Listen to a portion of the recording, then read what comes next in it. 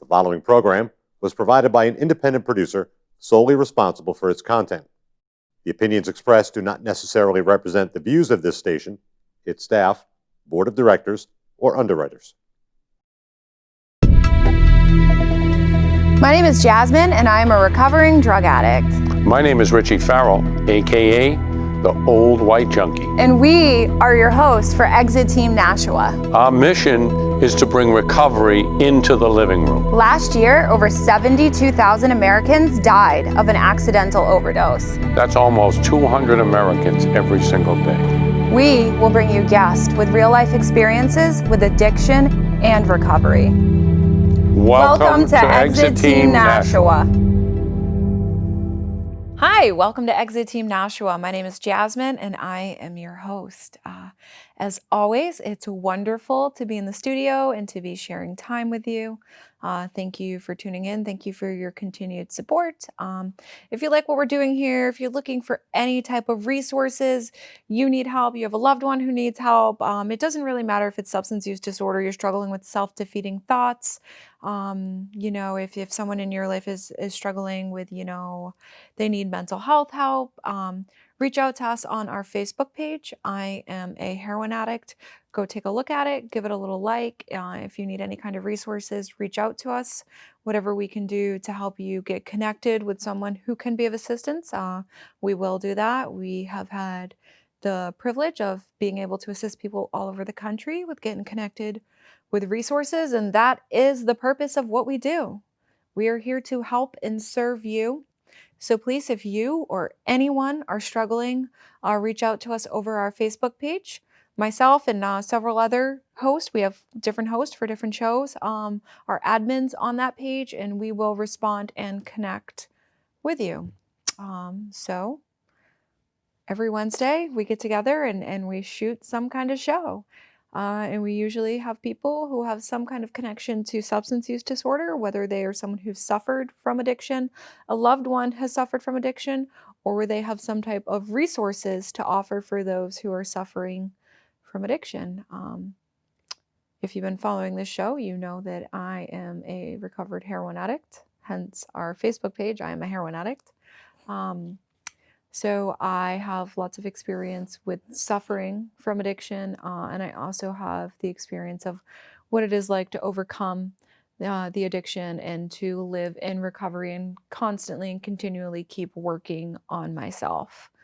With doing that, I get the honor and privilege of connecting with many other beautiful souls. And so this young lady here tonight is Kayla. Hi, Kayla. Hi, Jasmine. Welcome. Thank you. Are you nervous? Yeah, I'm nervous. It's scary. We're on TV. Yeah. Cool. Well, I love it when people are nervous. I used to be nervous too. And I used to think that I wouldn't know what to say. And it turns out that I like to talk, and I like to talk a lot. So Perfect. Yeah, don't worry. It's going to be fine. So I was reading your Facebook post. I think it was this morning. Possibly. Was it this morning? When are you going to have a year? I'll have a year in January. In January? January 8th. January 8th. Okay, all right. So what brought you to recovery? Because you're a woman who has chosen an abstinence-based recovery model. So what happened in your life to make you want to choose that? Because to many people, that does not sound, like a good time. Well, using drugs and alcohol really wasn't a good time. It was pretty miserable. It was fun maybe when I was 15. And that was short-lived. It was very quickly not fun. I lost everything. My kids, my family, everything. Anything materialistic that I had gone. But that didn't really matter. What mattered, that the people I cared about the most, they were gone. They were done. And it took a lot of chances of them giving me a lot of chances, but eventually, enough was enough. And it took a lot of pain. I had to hit a lot of pain to think that this life was better because I didn't know any other life. Mm. How old are you now? 30. 30. And so how old were you the first time you ever picked up? I think it was my 13th birthday. Okay. 13th birthday. And what happened?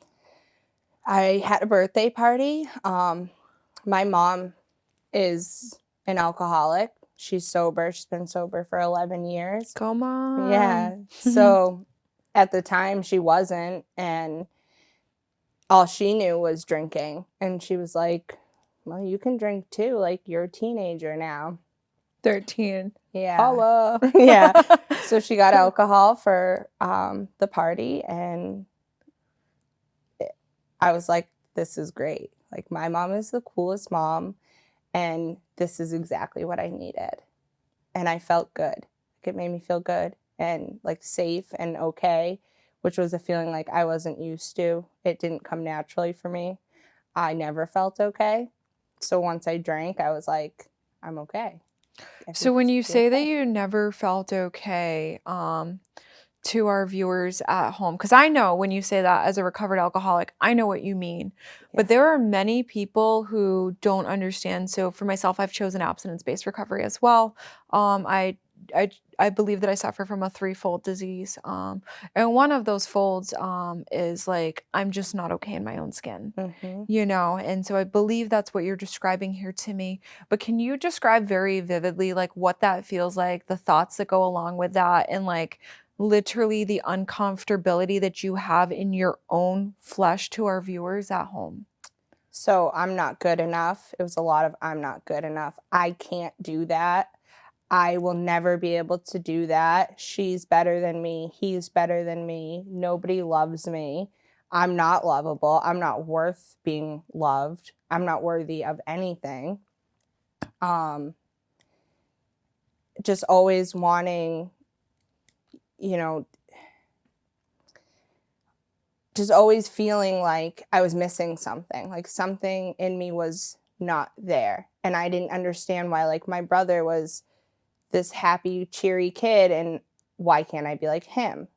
Or my sister, who was so smart and got all the praise and credit from my dad. Like, why don't I have that? Why doesn't my dad want me? Like, I never felt like anybody wanted me. I never felt like I fit in.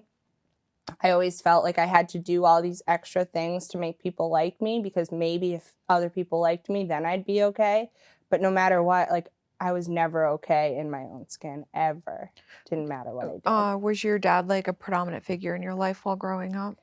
So my dad actually adopted me. Oh, wow. Yeah, so he met my mom when I was 1, and my biological father, I really don't know. So in reality, like, he chose to be my dad. Yeah. So that was cool. But I never saw it like that. I saw it like, you chose to be my dad, so why are you mad at me? Or anything, no matter what happened, it was always like, but you chose to be my dad. You can't feel like that. But why was it any different, for him to feel like that about me or my brother or sister who were his kids? Like, I was his kid too, or I am his kid too. Mm-hmm. I just wasn't okay. I just felt empty and alone, and I was broken. So before alcohol and drugs, like I'm hearing like a lot of self-defeating thoughts, which trigger like an emotion and a feeling internally inside of our body that we're not okay. What are some like behaviors or things that you did to like escape feeling that way before you found alcohol and drugs? Lying. Yeah, that was a big one. Okay. Manipulation. Manipulating for what? Because you picked up at 13, so you had to be manipulating pretty young. Yeah, I was very young. Even if it wasn't for myself, like if I was manipulating for my mom, like to help her in a situation with my dad, like I thrived off of it. I was like, I'll do this for you because then I'll be your favorite kid. And so it was like a lot of lying, self-destructive behaviors, like smoking cigarettes in parking lots at like 10 years old. This is so funny, dude. I literally get it. Yeah. And then not even like knowing like what smoking cigarettes is. Yeah, exactly. Yeah. Or like how bad, nothing. I didn't care. I was just like, oh, these aren't mine, so I'm going to take them. Right. So I was stealing. Yeah. And then I got caught by a friend's mom, and I was like, I got this. I'm going to go home and tell my mom what I did, because she won't be mad if I tell her. So I told her, and she wasn't mad. She was like, I can't believe you would tell me. That's really great. Well, 10 minutes later, my friend's mom called her, and joke was on me because she was really mad then. She was like, you only told me because you got caught. Yeah, I did. Okay, so you said lying, manipulating.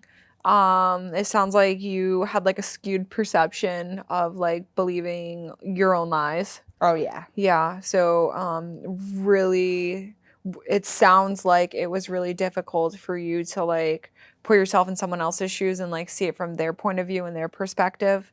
Yeah, Uh, really difficult.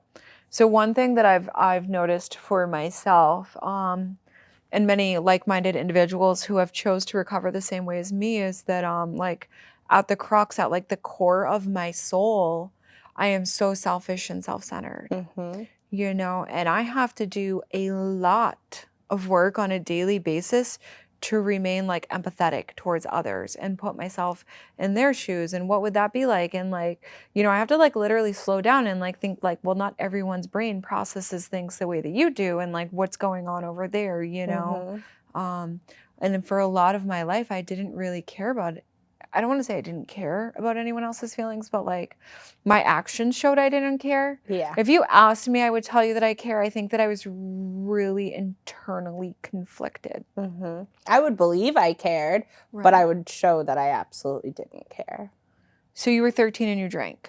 Yeah. Okay. You had a stellar birthday party at 13. Okay. Well, like what happened next? I woke up the next day and like still wasn't okay. So I wanted to keep doing that. The very next day. Yeah, the very Okay. next day. So you realized immediately that alcohol could do something for you, your Yeah. very first time picking up. Yeah. Okay, and what that did is it gave you a sense of security. And like when you say a sense of security, you mean like in your own like in your own body. Yeah. Like you were finally okay. Right. Okay. Inside. Like I could say or do whatever because it didn't matter at that point, like because I felt okay inside with something in my body. Okay. So the very next day you wanted to drink, then what? So I didn't, because it wasn't just like, oh, okay, I can drink. But I started, boyfriends. That was Oh, okay. All right. that's where that was next. It was I can't just drink every day, so boys make me feel better. If they need me, if I show mhm. up how they want me to. Exactly. Never being myself, but being whatever version of me that I could make them like. Right. And I got into a relationship with somebody very young, and because my mom was an alcoholic, we like played house basically. We raised my brother and sister together. We were together for like 4 years. Mm-hmm. And I drank with him, but it wasn't ever like that feeling that I got on my birthday. It was because I had him, so that was giving me that same sense of relief. Yeah, that took like the edge off of like the feeling like I'm not okay, because like you're getting an effect produced by being needed and wanted by him. Exactly. Right, which is why relationships, not even just intimate relationships, but relationships in general, like people in early recovery can become very codependent on one another, and what they don't realize, or what I'm assuming they don't realize, because I will say that I did not realize this at the time, is that like there's an effect produced by that codependency, which is actually really unhealthy and stunts your growth as an individual. Yeah, I was even really codependent on my mom. Yeah, I could see that. Yeah. Not for you, Yeah. in particular, but like just like with alcoholics. Right. Okay. It was just very easy to lose myself in somebody else. Anything to just not be us. Yeah. Because I'm not okay. Exactly. Okay, so you're really young. You're in this really codependent relationship, playing family. You have what I will call the isms of an alcoholic. You're not a daily drinker yet, but like you know that you're not okay without this guy. If you don't have this guy, then you're not okay. So what happens next? So I was about to be 18 and we broke up. And Okay. I was like, oh no, like that was all I had going for me. Yeah. In my head, that's what I thought anyway. It's like, what am I going to do now? What now? And my mom got sober. And then I was really like, That sucks. now the kids don't need me. Like Yeah. nobody needs me. I remember I hated my mom when she got sober. Yeah. I mean, I love my mom, by the way. This sounds terrible. But like growing up, right, like cause like my alcoholic mind, like, you know, my mom did this to me. My mom no, like Jasmine, like you're an alcoholic. That's Yeah. it. Like you see the worst in everything. You're selfish and self-centered. You make yourself a victim. You stay trapped in victim mentality. You could give me $1 million in a nice house and I would have found a reason that it was not good enough for me. Me too. My alcoholic mentality. But so like growing up, like to me, my mom was like always the bad guy, you know, and then I got sober for a period of time. And my mom like saw that. And so then she got sober and then I relapsed and she would like be like, well, like, why don't you go to a meeting? And I'd be like, why don't you stick it? Like, Yeah. the last thing I wanted was that woman telling me what to do. And now here we are years later and like, I love and adore her and I'm so grateful for her. And I am so grateful for the woman that I have become because of her, you know? I actually went to my first Alcoholics Anonymous meeting like at probably 18 with my mom. I think they still smoked in them. Honestly. It was Throwback. yeah, it was really gross. I can remember sitting there and like feeling so uncomfortable because I knew I was going to have to read because like I had a book open. No, that's the worst thing for alcoholics, dude. Yeah, I'm like rereading like everything, and then when people try to read plan- longer than I expected, I'm like, great, now I don't know these words. Yeah. So bad. And I like vividly remember like that one meeting, like being in that basement and like the smell of like the dingy big books because they're all smoked on, and just sitting there rereading the same paragraph over and over so I could like read it perfectly because I needed to be the best reader in the room. And that's really all I like remember of it. And very like quickly after that, I like moved out and I was like, I have all the answers. I'm fine. I am gonna do drugs. And I found drugs, like What'd you find? Percocet. Okay. And Yeah. you were like 18, you found Percocet. When did kids come in the picture? 20. 20. When I was 20, I had my first son. So were you already an opioid addict, I guess we'll call it? Yeah, so I used for probably about a year. I, for some reason, stopped and then found out like a few weeks later I was pregnant. Like that was the only kid that got lucky because my other two I did use with while I was pregnant with them. My daughter specifically, I was very heavy into my addiction then. I didn't take care of myself at all when I was pregnant. I didn't know, but like not going to doctor's appointments when you're pregnant, like that's abuse and neglect on a child. Yeah. But I didn't care, or I didn't know how to care. I was just so selfish. And by the time I got pregnant with my third child, I was on Suboxone, and I didn't use anything but Suboxone while I was pregnant. But both my daughter and my youngest son were born addicted to opiates. And it was really sad and painful. And that still wasn't enough to be like, okay, I'll stop now. Like, I could watch them detox, and like that was horrible, but I wasn't willing to do it myself. That's the thing that's like crazy about addiction. Like people think it's like a moral failing. And like I'm not a mom, but I know what it's like to love someone or something with every fiber of my being and absolutely hate myself because I can't stop. I can't stop. And it doesn't matter how bad I want to stop. I literally am powerless over whether I can or cannot stop. And most people are like, well, you're crazy. Yeah. Yeah, you're right. I'm crazy. I don't know what's wrong with me. And you can judge me and hate me and shame me because it does not feel worse than what I feel about myself. You know, like that's the true definition of powerlessness. Yeah. And I'll never forget that, like the pain of watching them like shake and sneeze and have all the symptoms of a detoxing person, but have no idea what's going on with them or what's wrong with them and not being able to express what's wrong with them. Yeah. It's very sad. It's really sad. Okay. And I can never take that back, you know?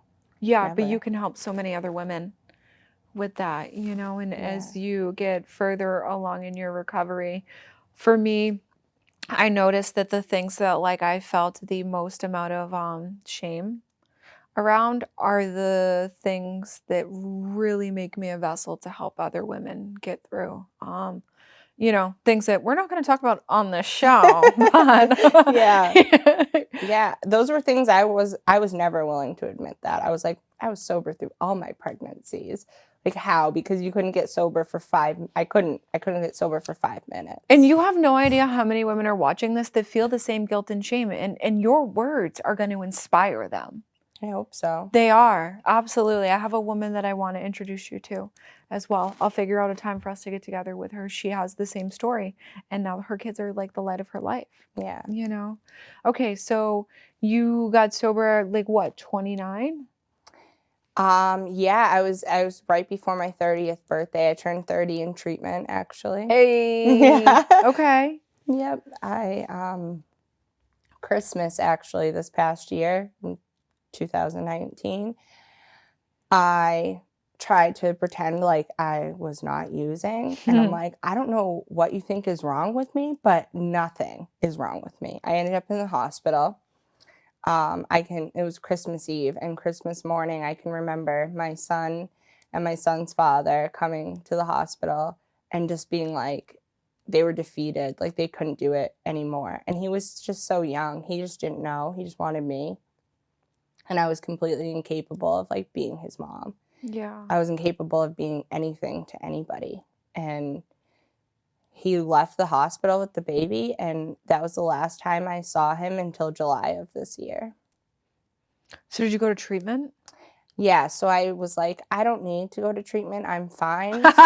So sorry, dude. I work in treatment and I love it. People are like, I don't need to be. I can do something else. I'm like, okay. Yeah, I don't You couldn't need stop it. using on your own, but all right. Right. And he's like, well, you can't come back home, so I don't know what to tell you. And my sister, actually, who I haven't had much of a relationship with, like I admire her so much, but I stress her out. Like my life, my choices, like I stress her out.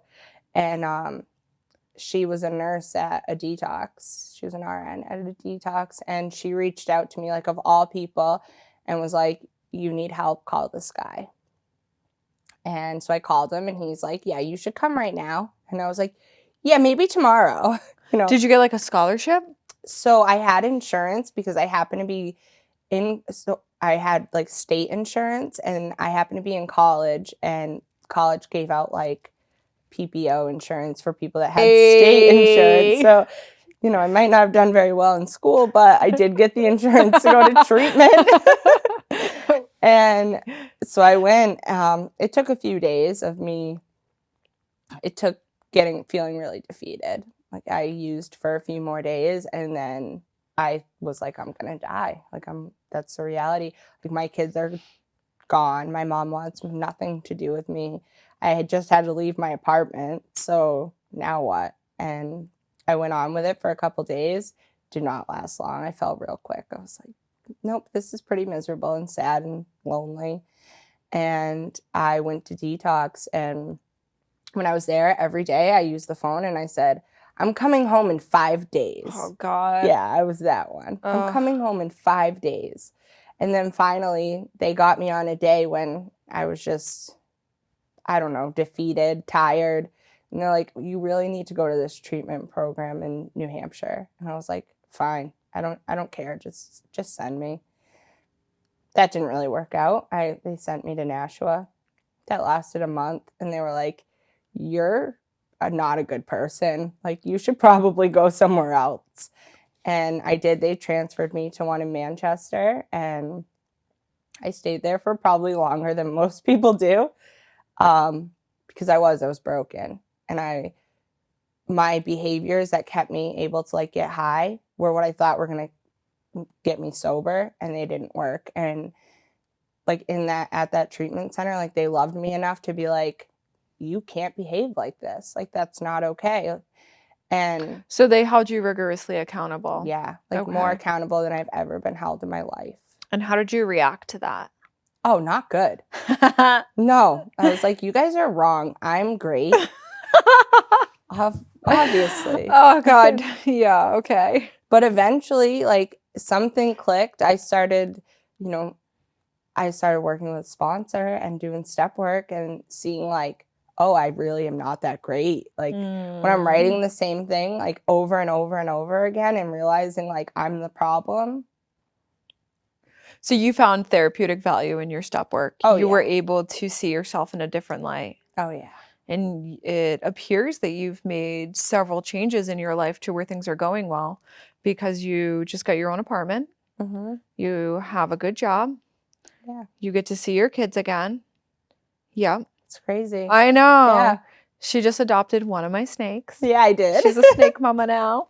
I love her so much. She's so pretty. I love her little hearts that she has on her. I know. I show her off so much. I'm like, do you want to come over and see my snake? People are like, no, I really, really don't. I'm like, well, then don't come over. Yeah.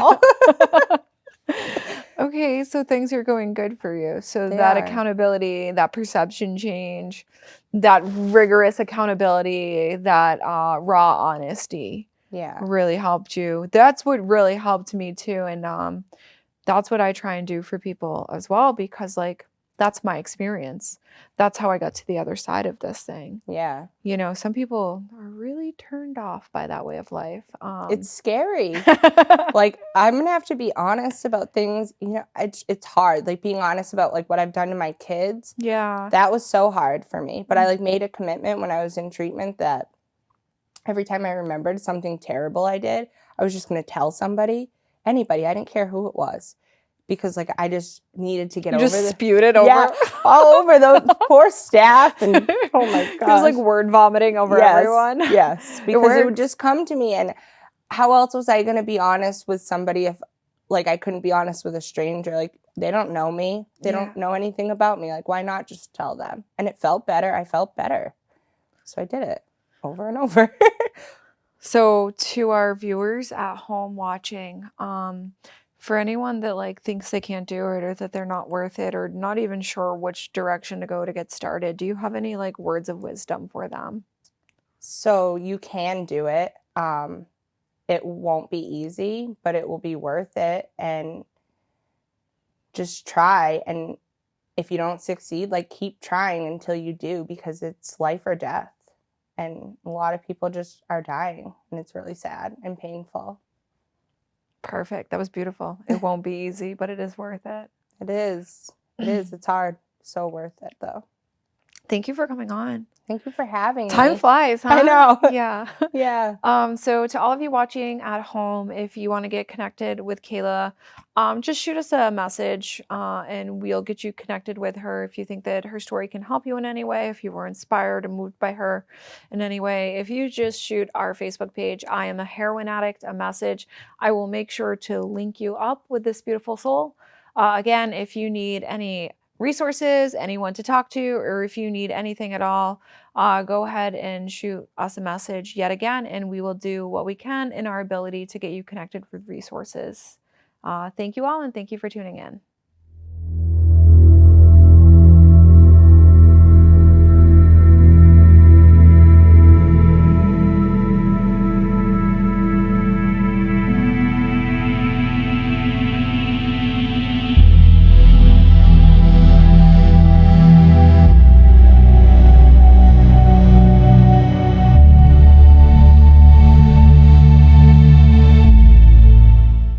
The preceding program was provided by an independent producer solely responsible for its content. The opinions expressed do not necessarily represent the views of this station, its staff, board of directors, or underwriters.